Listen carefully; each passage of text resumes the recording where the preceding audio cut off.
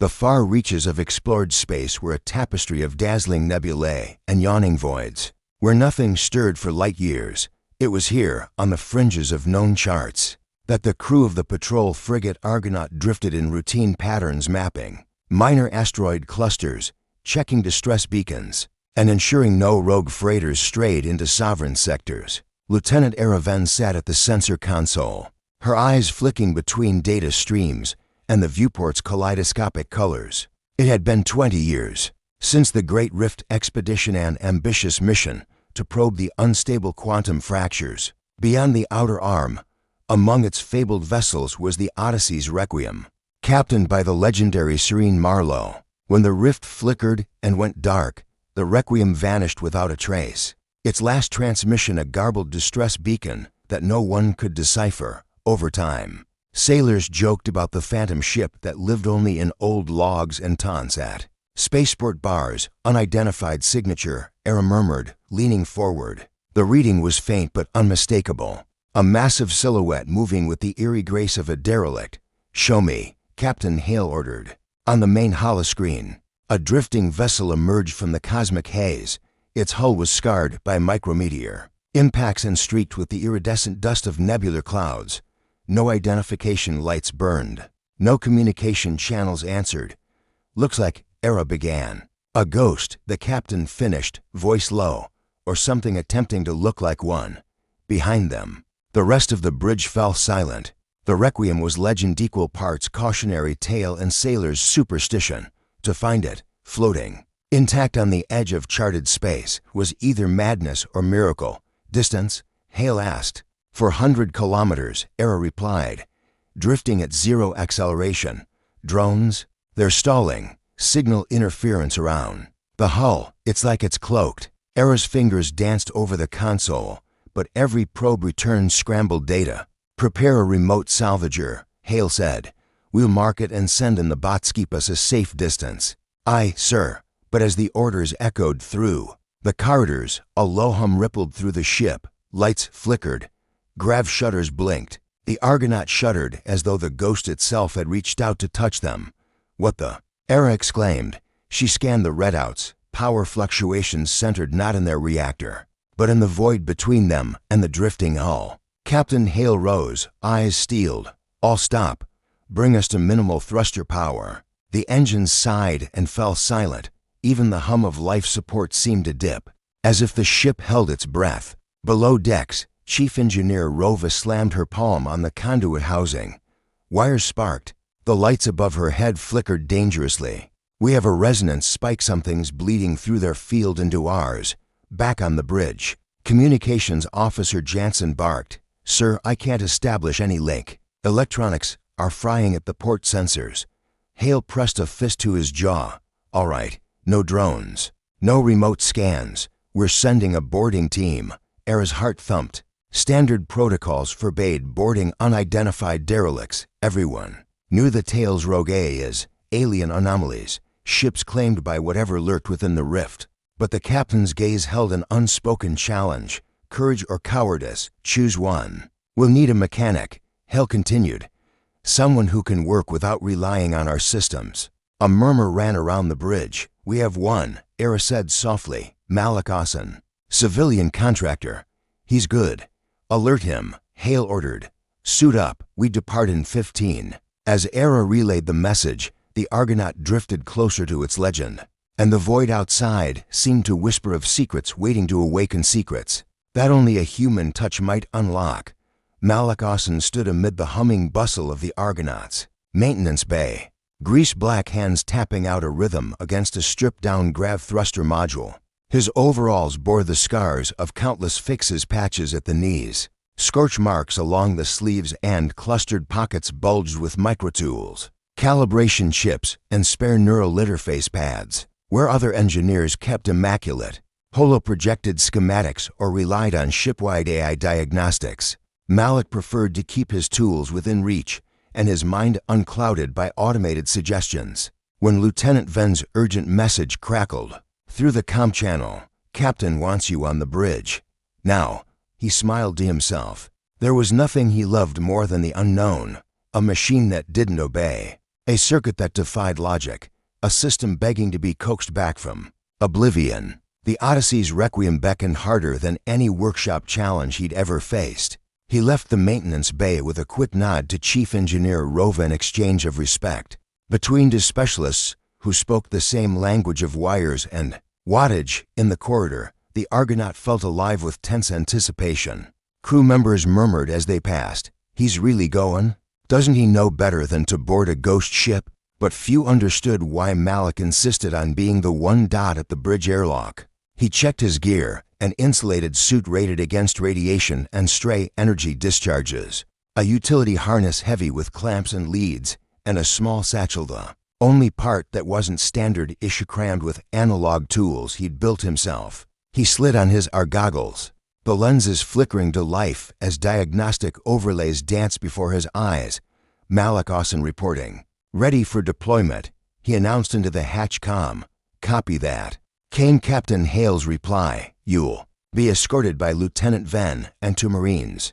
No drones, no external scanners, human eyes and hands only."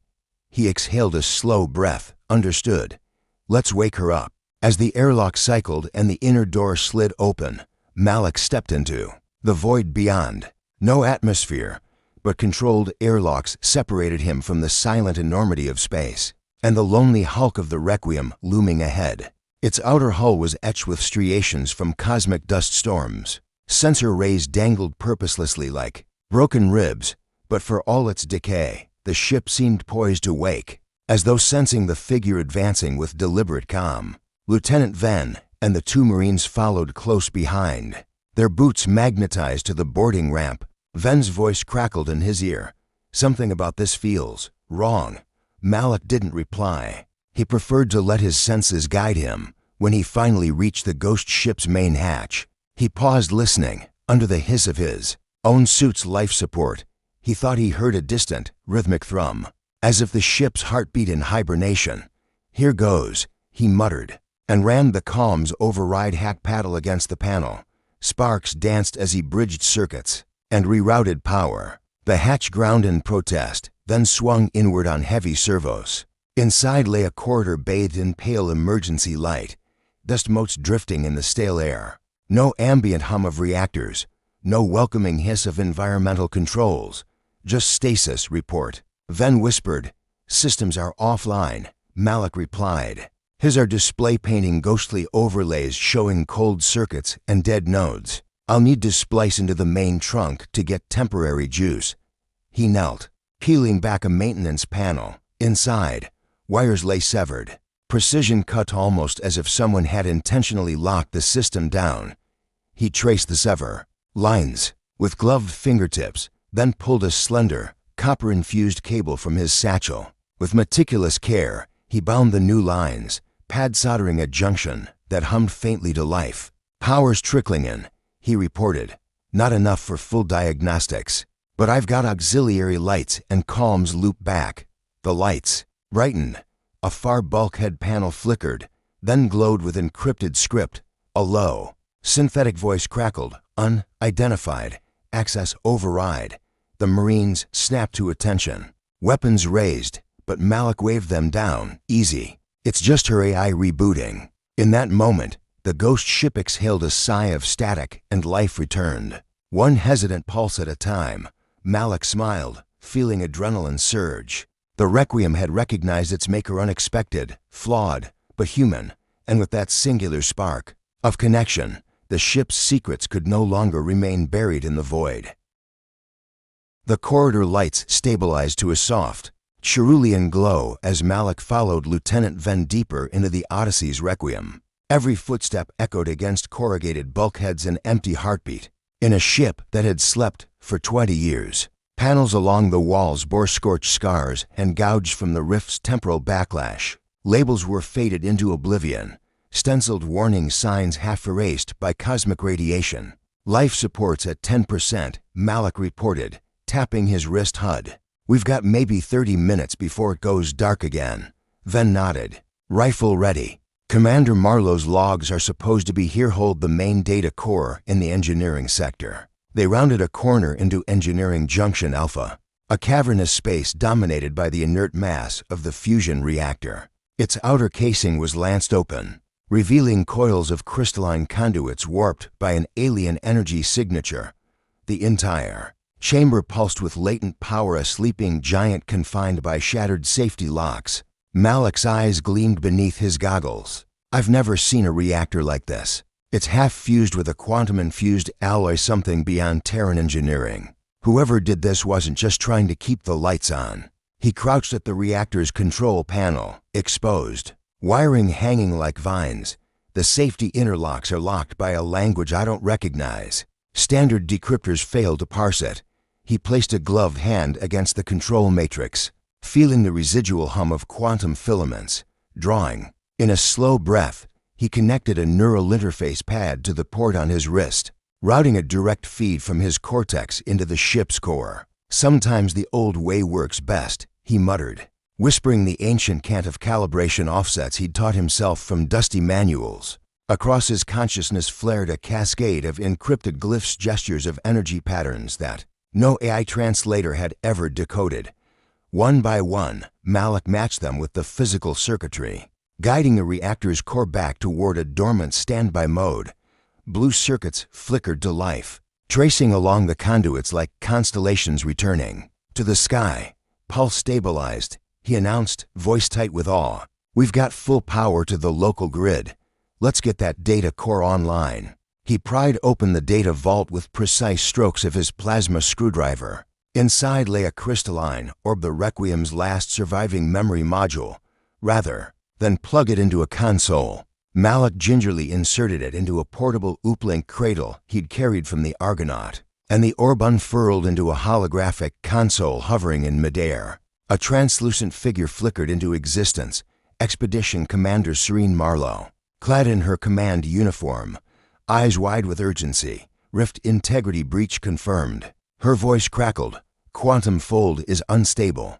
Creatures of extraplanar origin are breaching, devouring matter and time itself. If you receive this, the Requiem's crew is trapped beyond standard space. We're initiating containment protocols. Good luck.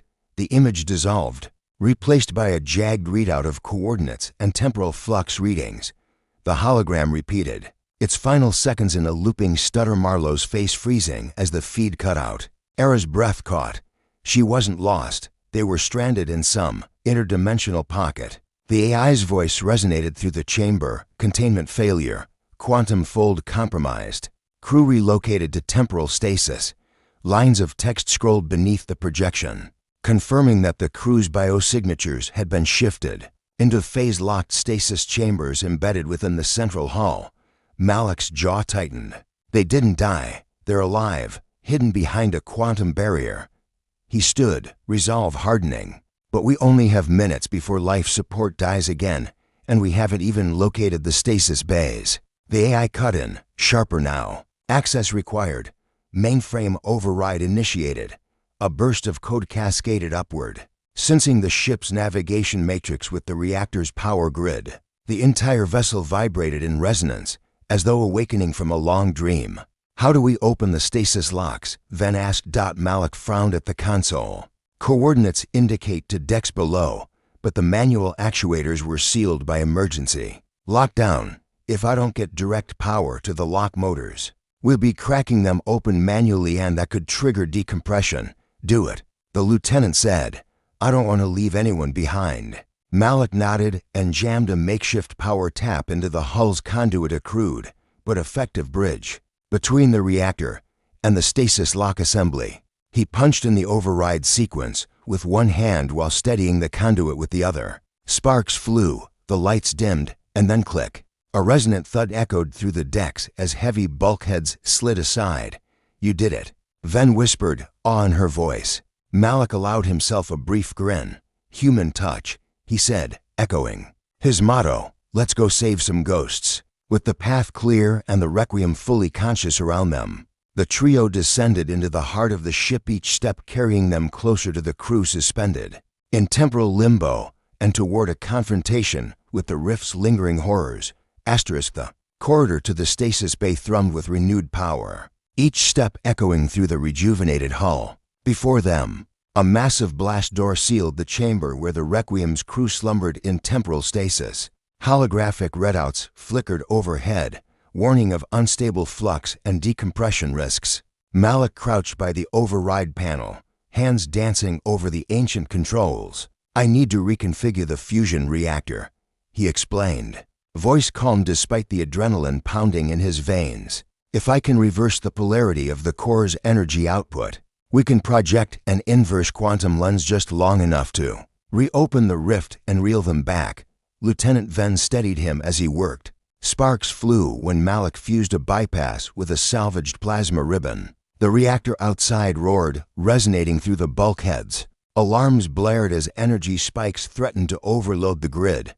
"We're close," Malik muttered, sweat beading at his temples.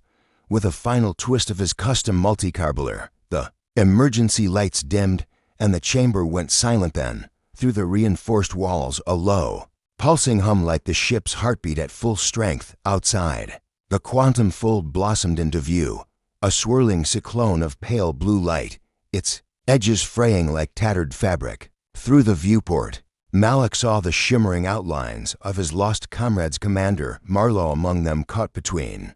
"Here and nowhere, now," he shouted. On his mark, Venn triggered the manual release. The stasis bay doors slid open. A gust of otherworldly wind swept through the corridor as the lens focused the reactor's output.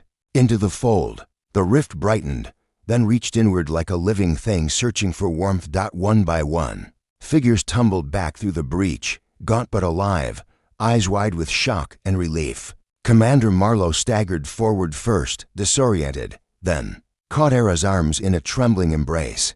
Marines rushed to catch the others as they materialized on solid ground, their cryogenic restraints dissolving into harmless vapor.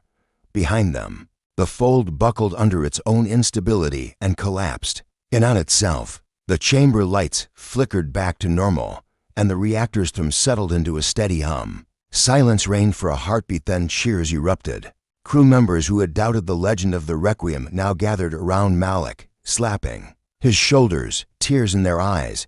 Commander Marlowe approached, her uniform in tatters but her bearing unbroken. "You gave us back our lives," she said, voice thick. "Not the AI, not the protocols. A human mechanic." Malik shrugged, wiping grease from his brow. "Every bolt has a story, and this ship was waiting for someone to listen." As the Odyssey's Requiem powered its own systems once more, and the Argonaut prepared to tow her to safety, the rescued crew shared tales of their phantom voyage beyond reality's edge. Yet all agreed on one truth: in the cold expanse of space, amid perfect machines and artificial minds, nothing could replace the warmth and ingenuity of a single human touch. And that touch had rewritten a legend, turning the ghost ship into a reborn testament to hope, courage, and the indomitable spark of humanity.